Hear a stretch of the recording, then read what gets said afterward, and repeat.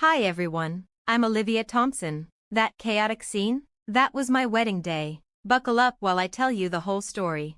At 28, I'm a marketing executive who was over the moon about marrying James, my software engineer boyfriend of 5 years. We were crazy in love. But there was one small problem: his family. Sophia, if Patricia makes one more backhanded comment about my dress choices, I might actually lose it. I groaned, collapsing onto my best friend's couch. Deep breaths. Lev, you're marrying James, not his family, Sophia reminded me, handing over a glass of wine. I know, but Patricia and Rachel act like they own him. It's like they can't handle the idea of him having someone else in his life. I vented. Have you told James how you feel? Yes, but he just brushes it off, saying they're excited about the wedding. He doesn't see how weird they're acting, I muttered. I tried to include Patricia and Rachel in the wedding planning, hoping it would ease the tension, but instead, it seemed to fuel their controlling tendencies. One afternoon, I showed Patricia some centerpiece ideas. Oh, darling, those are cute, she said with a dismissive glance, but Rachel and I have better options. I clenched my teeth and chose not to argue, telling myself it wasn't worth the fight. Still, their behavior became stranger with each passing week. One day, I overheard them whispering in the kitchen. Are you sure about this, Mom? Rachel asked nervously. Of course, it's going to be perfect. James will adore it, Patricia replied. When I stepped into the room, they immediately stopped talking. Oh, Olivia, we were just discussing cake flavors, Patricia said with an overly sweet smile. I played along but couldn't shake the uneasy feeling. Later that evening, I brought it up to James. James, I think your mom and sister are planning something. They're acting so secretive, I said. He just laughed. They're probably organizing a surprise for the wedding. Don't overthink it. I wanted to believe him, but my gut told me something wasn't right. As the wedding day approached, Patricia and Rachel's behavior only became more suspicious. They canceled meetings, made vague excuses, and kept assuring me everything was under control. The night before the wedding, Sophia stayed over to keep me company. I can't believe I'm getting married tomorrow, I said, equal parts excited and nervous. Sophia squeezed my hand. You're going to be amazing. Don't let their antics ruin your big day. You're right. This is about me and James, I said, trying to convince myself. When I woke up the next morning, butterflies filled my stomach. This was the day I'd dreamed of, becoming Mrs. Carter. Sophia burst into the room, already dressed in her maid of honor gown. Rise and shine, Liv, it's your big day, she cheered. I smiled, trying to focus on the excitement, but as I got ready, I couldn't stop wondering what Patricia and Rachel were up to. When the ceremony began, I felt a surge of emotion seeing James waiting for me at the altar, but as I walked down the aisle, my smile froze. There they were, Patricia and Rachel, standing near James, both in white gowns that closely resembled my wedding dress. Whispers rippled through the crowd, and I felt the blood drain from my face. James looked horrified, but before I could process what was happening, the minister began the ceremony. At the reception, I pulled James aside. Did you know about this? I asked, my voice tight with anger. No, Lev, I swear I had no idea, he stammered. Before I could respond, Patricia's voice rang out. Wasn't it wonderful? James wanted us to feel special too, she declared, beaming.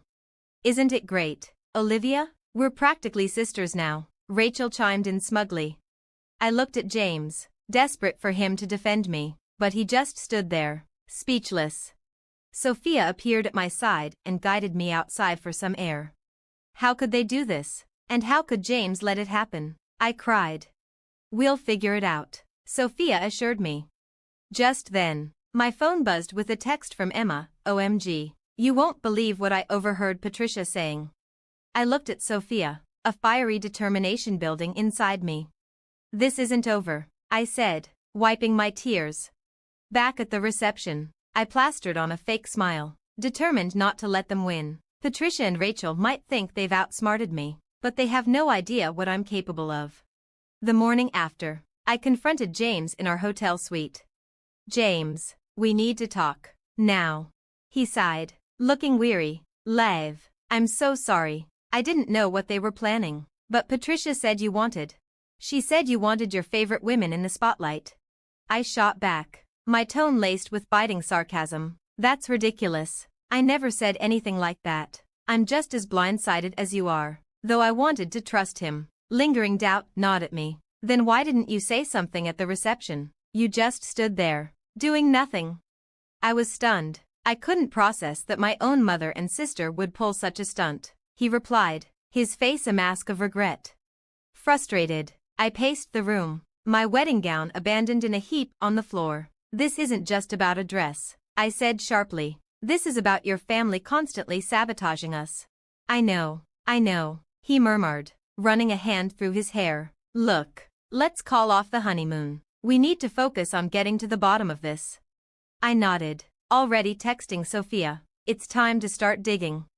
Over the next few days, Sophia and I channeled our inner detectives, scouring social media for anything suspicious.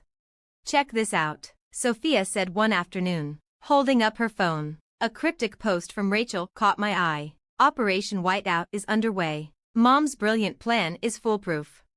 Operation Whiteout? Are you kidding me? I snapped, my anger bubbling over. Our investigation deepened, and soon we turned our attention to James's family's business records. Something wasn't right. James, can you explain these numbers? I asked, showing him the financial statements. His brows knit together as he reviewed the papers. This doesn't add up. There's missing money here.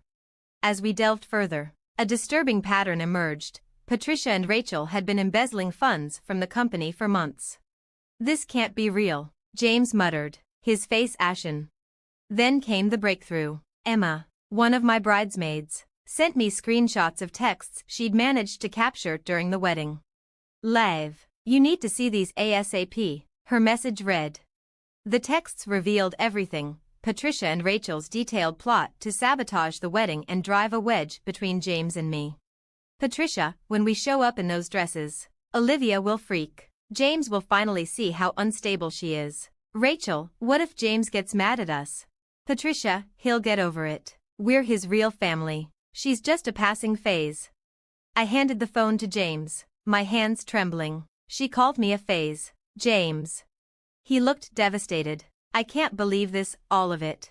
For a moment, we sat in silence before I spoke again. We need a plan. They can't get away with this. James nodded, his expression steely. You're right. Let's do this the smart way. We need concrete evidence of the embezzlement, I said, pacing the room. I'll contact a forensic accountant, James offered. They'll be able to trace the missing funds. I called Sophia, putting her on speaker. Soph, we're setting a trap. Can you help? Over the next hour, we crafted a strategy. The goal, confront Patricia and Rachel with undeniable proof of their schemes. We need to record them admitting their involvement, I suggested. My determination solidified. James reached for my hand. No matter what happens, we'll face it together. I squeezed his hand, nodding. Always. They picked the wrong couple to mess with. As the sun set, we finalized the plan. Tomorrow, the reckoning would begin. The confrontation day arrived, and my heart raced as James and I entered his family's home. Tucked under my arm was a folder filled with damning evidence. Mom, Rachel, we need to talk, James said, his tone firm but calm. Patricia smiled sweetly. Of course, dear. What's this about? I laid the financial records on the table. Let's start with the company's missing funds. Rachel turned pale, while Patricia scoffed. I have no idea what you're accusing us of. Without a word, James played the audio recording of their wedding sabotage plans. The room went deathly quiet as their own words played back to them.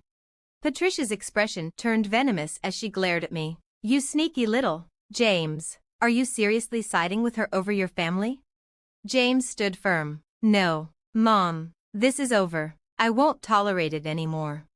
Rachel suddenly broke down, sobbing. It was all Mom's idea. She made me do it. Patricia recoiled, scandalized. How dare you turn on me, Rachel? The room erupted into chaos, with the two hurling accusations at each other, their years of deception unraveling before our eyes.